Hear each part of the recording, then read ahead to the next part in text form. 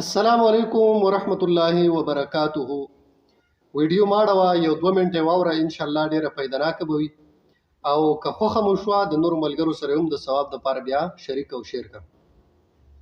د سیټ ته بتاوسته دا ویډیو ښکاری په دې کې دا کم وبچ دي نو د دې کلر څنګه دی تک تور، خو کله چې په دې باندې دا صفا اوبر پرې خودل شي او دا پکې اچولې کیږي نو د دغه اوبو کلر په دې اخره کې تک سپین او صفا پاتې شي.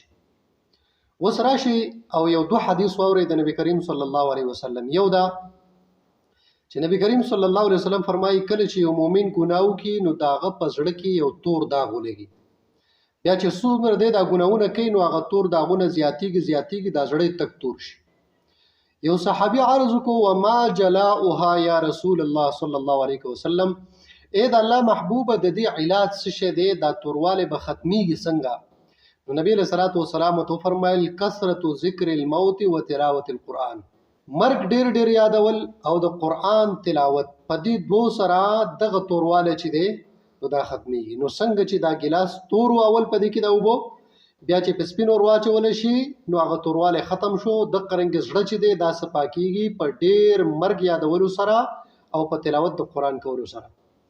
دویم حدیث شریف ته واغه دا چې نبی کریم صلی الله علیه وسلم فرمایي وتبع السیئه الحسنه تمحها، چې کله هم درنه د ګناه کارو شي نو پاغي پسې سم دستي د نیکی کار کوه. ولی د ګناه په کار باندې بستا زړه تور شي، لکه څنګه چې دغه کپ چې دی په دې کې دا کوم وبچوي د دې دا کلر اول تک تورو، نو داسې یو مثال دی چې خپ وشي.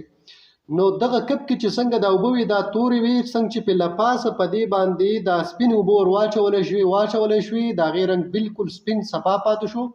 د قرنګ نبی له سلام فرمایي چې په ګناه پسې رستو نیکی کوا، دا نیکی ولګي او ستا د ګناه میټاو کی او ختمي کی. الله جل جلاله دې موږ تاسو ته د نیک اعمالو کولو توفیق راکړي.